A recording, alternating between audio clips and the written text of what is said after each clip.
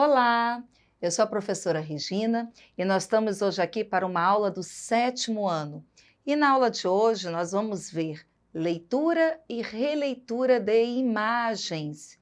E aí você pode me perguntar, como assim, professora? Ler imagem?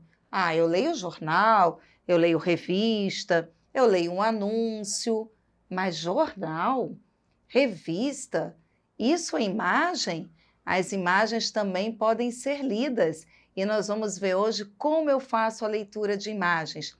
A imagem, ela é uma linguagem não verbal, então eu não tenho palavras, mas elas transmitem muito. Acompanhe comigo nesse primeiro slide que eu quero mostrar para vocês algumas imagens. Observe. Gente, nesse slide eu tenho imagens que são reais, são fotografias. Eu tenho outras imagens aqui que são abstratas, são apenas conjuntos de linhas, de cores. Eu tenho aqui uma representação de uma charge. Eu tenho uma fotografia em 360 graus. Gente, como é que eu posso ver o mundo através das imagens? Como é que essas imagens falam comigo? E é justamente sobre isso, essa leitura de imagens, como esse mundo se apresenta, que eu quero conversar com vocês nessa aula de hoje. Gente, nós estamos nos deparando com imagem a todo momento. É às vezes um outdoor, é uma imagem no nosso celular. Quando a gente faz uma pesquisa, nós temos as imagens, nós temos as placas de trânsito. Então, as imagens nos acompanham a todo momento. Diagramas, gráficos, fotografias. E como é que a gente vai interpretar? Como nós podemos entender essas imagens? Às vezes, as imagens que estão num jornal, elas fazem parte da notícia. Elas ajudam a você entender a notícia que está sendo vinculada naquela página de jornal. Quando você pega um site no seu celular e começa a pesquisar, às vezes aquela imagem, ela vai falar para explicar aquilo que você está estudando. Às vezes você tem uma imagem só para decorar. Você escreve uma frase bonita, por exemplo, e coloca um desenho para decorar aquela imagem, aquela frase que você quer com aquele desenho.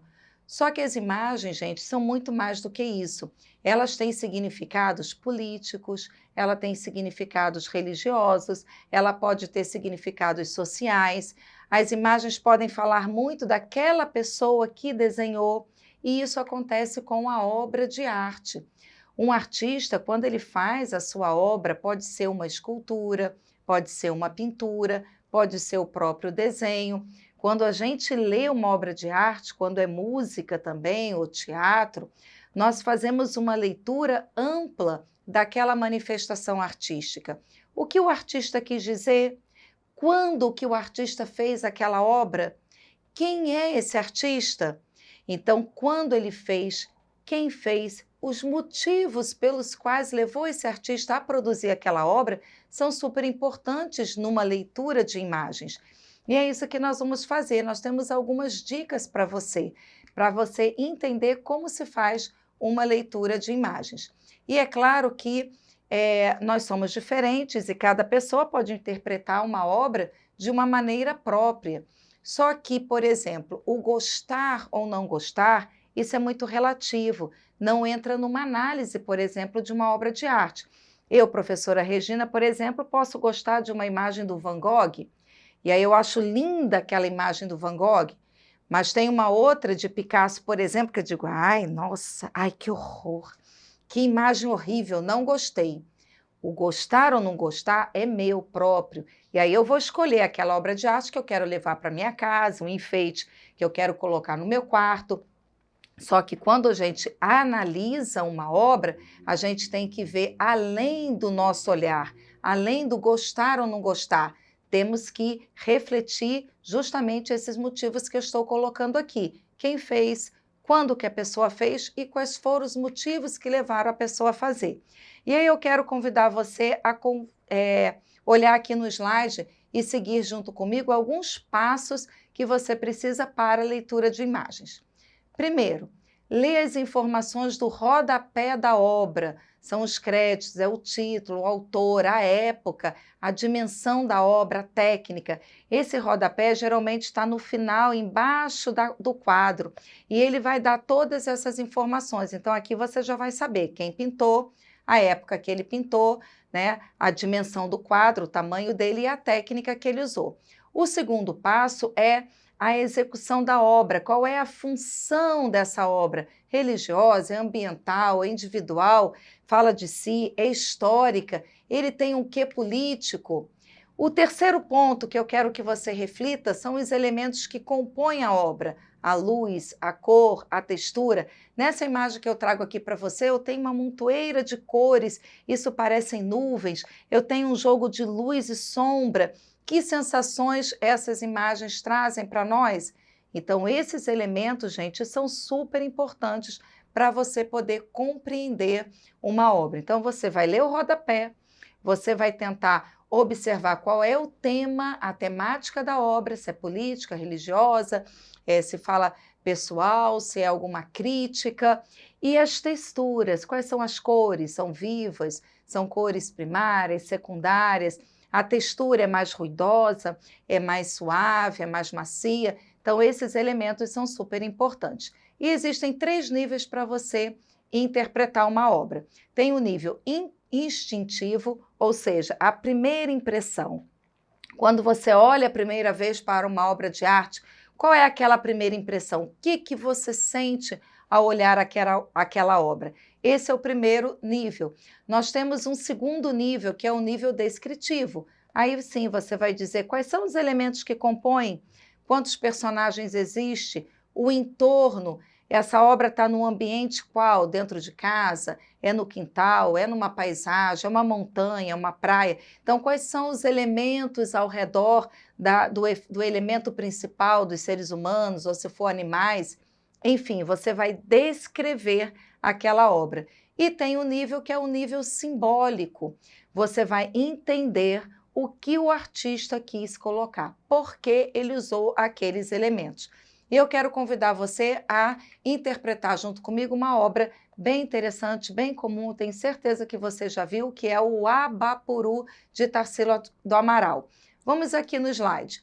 Eu tenho o Abapuru, uma obra super importante, de 1928, no Brasil, e essa obra está retratando o quê? Uma figura que pode ser representada como uma figura humana, ela está sentada, a posição é um tanto pensativa, ela está com o rosto apoiado, né, nos braços e o cotovelo apoiado numa perna, e chama atenção os membros, pés e mãos, são em tamanhos exagerados. Por que será que o tamanho de pés e mãos está bem maior do que, de repente, a cabeça? A cabeça está bem pequenininha e nós vamos tentar descrever essa imagem, entender essa interpretação. Nesse outro slide, eu falo da importância que o artista deu a esses pés e mãos. Talvez a força braçal do corpo brasileiro, do homem brasileiro, principalmente do Nordeste, do interior, aquele que está no campo. A cabeça pode ser um símbolo de uma população que realmente não tem um senso crítico, não tem voz, não consegue lutar pela sua posição social. Podemos interpretar também essa cabeça pequena como um fator de desnutrição, que acontece muito em regiões pobres do nosso país. Então, essa obra, ela é caracterizada como uma crítica social. Nós temos outros elementos que também podemos entender, que são as cores. As cores, os tons lembram a brasilidade. Eu tenho aqui as cores do azul, o verde, o amarelo, lembram a bandeira nacional. O cactus, que está lembrando a cultura do Nordeste, né? Então, essa figura, ela tem essa representação, de repente, de um abatimento, de uma apatia, uma depressão. É um ser que talvez esteja infeliz com as condições sociais de vida, principalmente do povo do Nordeste. E o valor simbólico, que imagem foi essa? Nós já falamos, Tarsila do Amaral, que aparece nesse slide, foi a autora, quem pintou essa tela. E ela deu de presente para o seu marido na época, que era Oswald de Andrade. Quando ela deu essa obra, ela não colocou nome, essa obra não tinha nome. Oswald de Andrade colocou o nome de Abapuru. E Abapuru, na linguagem indígena, significa homem que come carne humana. Ele está falando do antropofagismo, ele está falando do canibalismo. E justamente porque esse movimento no Brasil, no início do século XX, ele recebeu as influências europeias.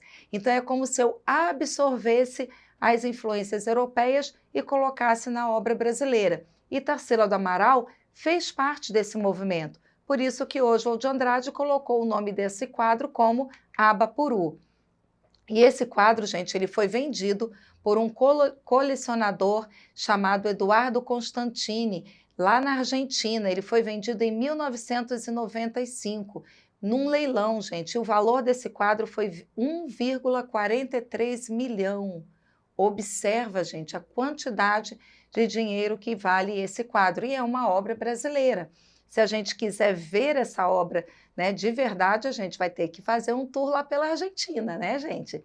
Então, como é que nós podemos e precisamos valorizar a cultura brasileira, as obras de arte, e assim como nós fizemos agora com o Abapuru, você pode fazer com qualquer obra de arte. Comece lendo o rodapé, entenda os elementos que ele coloca na obra e analise. Procure saber se é uma imagem simbólica, se é religiosa, se é crítica social, como essa que analisamos, se é alguma outra imagem que fala sobre o artista, e você vai conseguir fazer essa leitura tranquilamente. E eu quero falar da releitura.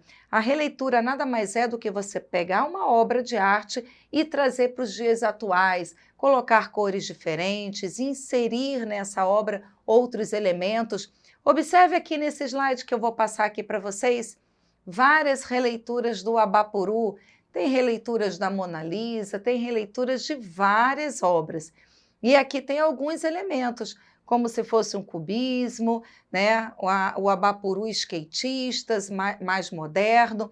Então, essas releituras são bem graciosas e bem tranquilas de fazer, e você pode trabalhar isso também com qualquer obra de arte. E eu deixo o desafio para você nesta aula. A atividade de hoje é justamente você criar uma releitura. Vamos lá? Pegue uma obra de arte que você goste, pode ser real, né, como uma crítica social ou de paisagem, e aí você transfere para os dias atuais, pode usar a colagem para interferir nessa sua obra, use cores alegres, pode usar cores primárias, cores secundárias, você pode escolher a técnica, pode fazer essa releitura só no desenho, pode usar tinta, pode usar giz de cera, pode usar a canetinha, e aí o seu trabalho com certeza vai ficar bem legal. E você pode mostrar para o seu professor esse trabalho. E quem sabe colocar uma moldura e colocar na sua casa, tenho certeza que o seu trabalho vai ficar bem legal. Por hoje nós ficamos aqui com essa aula. Outras atividades e outras aulas você vai encontrar no portal Eduque. Muito obrigada pela atenção e até a próxima!